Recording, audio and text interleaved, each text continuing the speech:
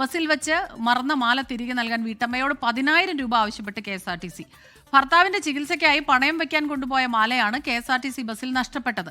മാല തിരിച്ചെടുക്കാൻ നാട്ടുകാരോട് കടം വാങ്ങി KSRTC കരുനാഗപ്പള്ളി ഡിപ്പോയിലേക്ക് പോവുകയാണ് കുറ്റിപ്പുറം സ്വദേശി ശോഭ. KSRTCയിൽ യാത്ര ചെയ്യുന്നവർ അറിയേണ്ടതായ ഒരുപാട് നിയമങ്ങളുണ്ട്. നമ്മൾ അറിയാത്ത ഒരു നിയമം ഇപ്പോൾ ഒരു വീട്ടമ്മയ്ക്ക് വലിയ കുരുക്കുണ്ടാക്കിയിരിക്കുകയാണ്. കരുനാഗപ്പള്ളി കുറ്റിവട്ടം സ്വദേശിയായ ശോഭയാണ് എന്നോടൊപ്പം ഉള്ളത്. കഴിഞ്ഞ ദിവസം, അതായത് ഈ മാസം 22-ാം തീയതിയാണ് KSRTC ബസ്സിൽ യാത്ര ചെയ്യുന്നത്. കരുനാഗപ്പള്ളിയിൽ നിന്ന് കുറ്റിവട്ടത്തേക്ക് വരികയായിരുന്നു. ഭർത്താവിന് ചില ആരോഗ്യ പ്രശ്നങ്ങളുണ്ടായിരുന്നു. ഈ ആരോഗ്യ പ്രശ്നവുമായി ബന്ധപ്പെട്ട് അതിന് ചില ടെസ്റ്റുകൾ നടത്താൻ വേണ്ടിയാണ് പോയത്. കയ്യിൽ കുറച്ച് പൈസ കരുതാനില്ലാത്തതിനാൽ ഒരു മാല കൂടി പണയം വെക്കാൻ ഒപ്പം കരുതിയിരുന്നു അല്ലെ? എന്തായിരുന്നു സംഭവിച്ചത് പിന്നീട്? ആ മാല ഞാൻ ഇങ്ങനെ പേഴ്സിനകത്ത് ഇട്ടിരുന്നതിനെ കരുനാഗപ്പള്ളിയിൽ നിന്ന് സ്റ്റാൻഡിൽ നിന്ന് ബസ്സിനകത്ത് കയറി സ്റ്റാൻഡിൽ ബസ്സിനകത്ത് കയറി ഇരിക്കുമ്പോൾ പേഴ്സ് തുറന്നു നോക്കി ടിക്കറ്റ് എടുക്കാൻ നോക്കിയപ്പം മാല പേഴ്സിനകത്ത് ഉണ്ടായിരുന്നു. ഞാൻ കുറ്റാമുക്കിൽ അങ്ങ് ബസ്സിനകത്ത് നിന്ന് കഴിഞ്ഞിട്ട് വീട്ടിൽ ചെന്നിട്ട് പേഴ്സ് തുറന്നു നോക്കിയപ്പോൾ മാല കാണുന്നില്ല. അങ്ങനെ ഞാൻ ഇത് തിരിച്ചു ഓടി ആ റോഡിലെല്ലാം വന്ന് നോക്കി. ബസ് അങ്ങ് പോവുകയും ചെയ്തു. പിന്നെ ഇത് എന്തോ ചെയ്യണം, എവിടെ ചോദിക്കും, ആരോട് ചോദിക്കുമെന്ന് എനിക്ക് അറിയാൻ വയ്യാതായി പോയി. അങ്ങനുണ്ട്. പിന്നെ ഞങ്ങളുടെ കരിക്കയിലെ ഒരു കൊച്ചിന്റെ ബന്ധു ഇങ്ങനെ കായംകുളത്ത് ഹരിപ്പാട് വെച്ച് അവര് ഇതിനൊക്കെ വിളിച്ചിട്ട് പറഞ്ഞ് ഇതിനൊക്കെ മാല കിട്ടിയതായിട്ട് ഒരു വാട്സപ്പിലൊക്കെ ഉണ്ടെന്ന് പറഞ്ഞ്. എന്നിട്ട് ഈ കൊച്ചി എന്നെ ഫോൺ കൊണ്ടുവന്ന് എന്നെ കാണിച്ചിട്ട് പറഞ്ഞ് ഇതാണോ മോടെ മാലയെന്ന് ചോദിച്ചു. അന്നേരം ഞാൻ പറഞ്ഞ അത് എവിടെ ഉണ്ട്? അന്നേരം പറഞ്ഞ് ഹരിപ്പാട് ഡിപ്പോയിൽ കിട്ടിയിട്ടുണ്ട്, അതൊക്കെ നിങ്ങൾ കരുനാഗപ്പള്ളി ചെന്ന് പരാതിപ്പെട്ടാൽ മതി, അത് അവിടുന്ന് കിട്ടുമെന്ന് പറഞ്ഞു.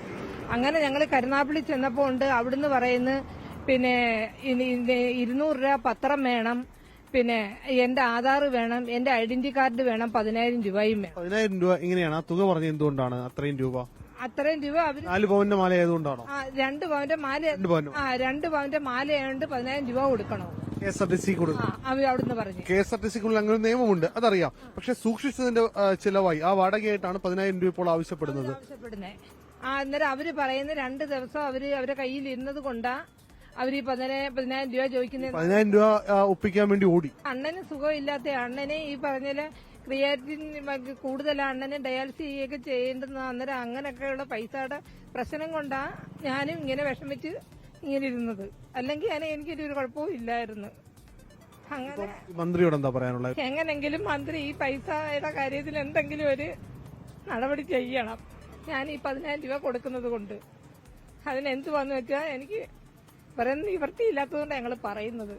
എന്തായാലും ഇത്തരമൊരു നിയമങ്ങൾ സാധാരണക്കാരന് ബുദ്ധിമുട്ടുണ്ടാക്കുന്നുണ്ടെങ്കിൽ അത്തരം നിയമങ്ങൾ പൊളിച്ചെഴുതുകൂടി വേണം. അക്കാര്യത്തിൽ മന്ത്രി KV ഗണേഷ് കുമാറിന്റെ അനുഭാവപൂർവമായ സമീപനമാണ് ഞങ്ങളും അതുപോലെ തന്നെ പൊതുജനങ്ങളും പ്രതീക്ഷിക്കുന്നത്. കൊല്ലത്തുനിന്ന് അരുൺരാജ്, 24.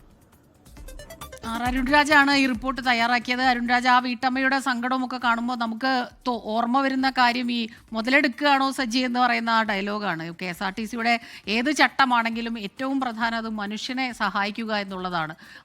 മനുഷ്യന്റെ ദുരവസ്ഥ കണ്ട് അതിലെന്തെങ്കിലും മനസ്സലിവ് ഉണ്ടാകാതിരിക്കുന്ന ഒരു ചട്ടങ്ങളും അത് മനുഷ്യന് ഗുണം ചെയ്യില്ല. സാധാരണക്കാരിയായ ഒരു വീട്ടമ്മയാണ്, വല്ലാതെ കഷ്ടപ്പെടുന്നുണ്ട്, വല്ലാത്ത സങ്കടമുണ്ട്. ആ സങ്കടം നമ്മൾ കാണുകയാണ്. തീർച്ചയായിട്ടും മന്ത്രി ഇക്കാര്യത്തിൽ ഒരു തീരുമാനം, അത് ആ വീട്ടമ്മയ്ക്ക് അനുകൂലമായിട്ടുള്ള ഒരു തീരുമാനം എടുക്കും എന്ന് നമുക്ക് പ്രതീക്ഷിക്കാം. അരുൺരാജാണ് ഈ വീട്ടമ്മയോട് സംസാരിച്ചതും ഈ റിപ്പോർട്ട് തയ്യാറാക്കിയതും. ലോകത്തെവിടെയായാലും ഏത് സമയത്തും 24 വാർത്തകളും ഓഗ്മെന്റഡ് റിയാലിറ്റി പാക്കേജുകളും എക്സ്പ്ലെയിനറുകളും വിശദമായി കാണാൻ ഞങ്ങളുടെ യൂട്യൂബ് ചാനൽ നിങ്ങൾക്ക് സബ്സ്ക്രൈബ് ചെയ്യാം.